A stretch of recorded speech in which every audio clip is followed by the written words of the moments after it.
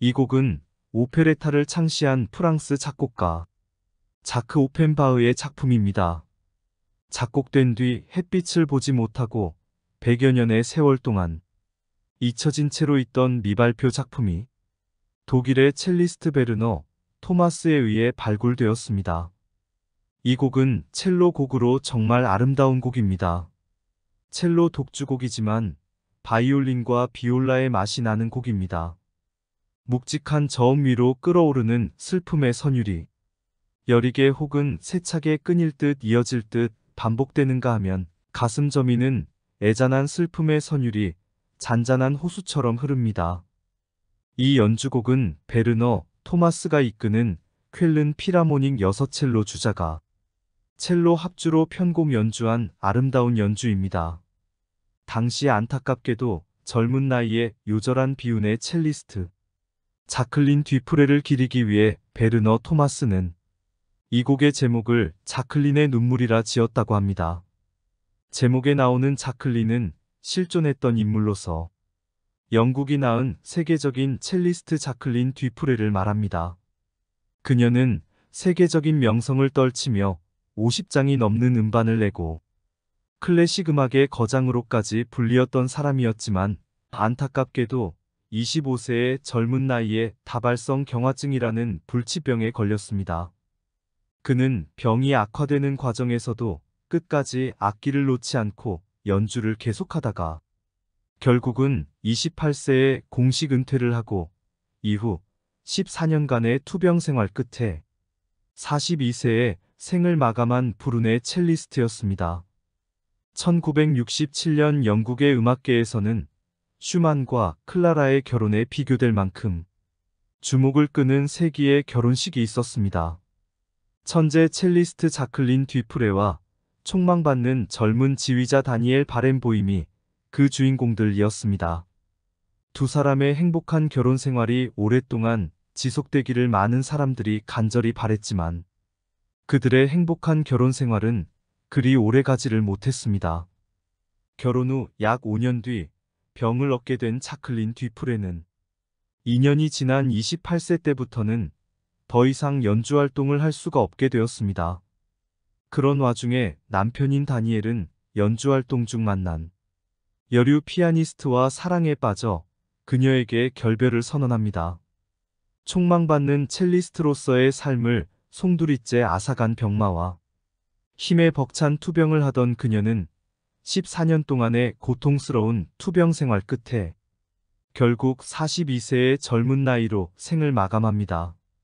척수 손상으로 인한 안면마비로 눈물조차도 흘릴 수 없었던 그녀는 젊은 날 사랑하는 남편과 녹음했던 음반들을 듣는 것이 일상이었습니다.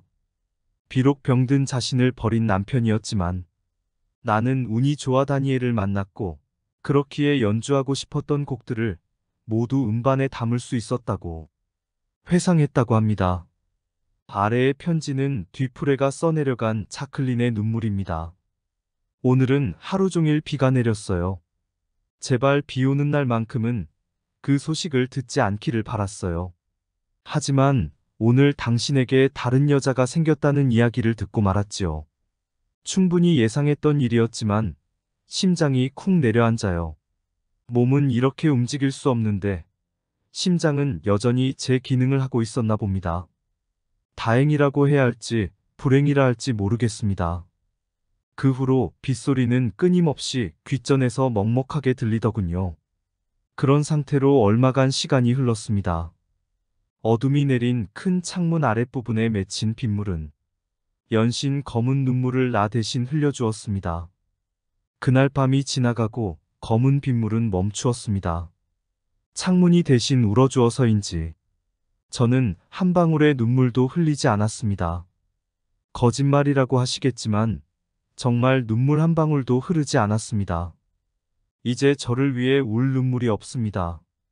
내 몸이 마비되기 시작한 날 밤, 그리고 첼로체를 잡았던 오른손이 더 이상 움직이지 않던 날, 그날 저는 저를 위한 눈물을 모두 흘려버렸습니다.